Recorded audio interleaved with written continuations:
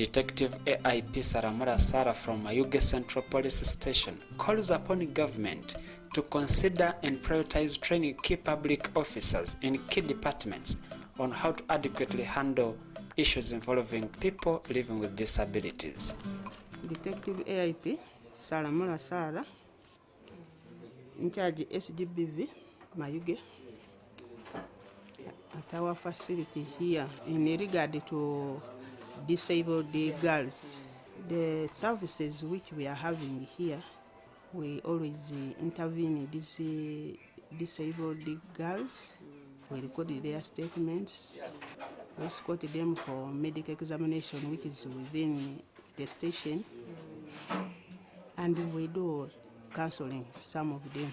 At least because some, they cannot manage to walk. At least there we can provide either transport, like transporting them to the facility for medication, or putting them on our motorcycles, the UP, for them to lead us to where the incident had happened. The challenges we encounter, these girls and women with disability, some who cannot talk, we have no translators, and there it becomes hard for us to get the information. And most of them, they didn't even go to school. Maybe that we will try to get somebody with the sign language to translate, and we get the proper information.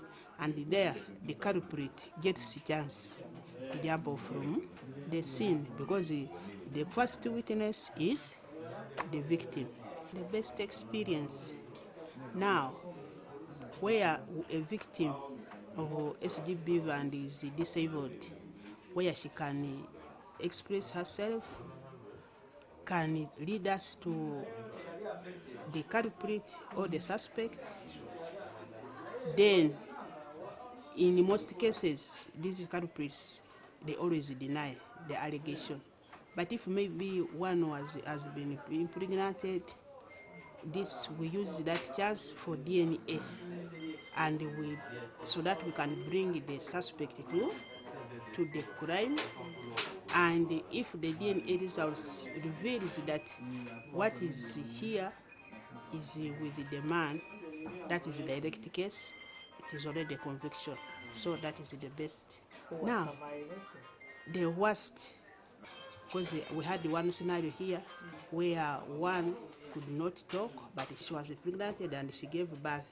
Now, when they wanted to know, she pointed at somebody who was picked. We kept that person here almost 3 weeks, waiting for the results for DNA. But the results came back when he was not the right person. So that is the worst.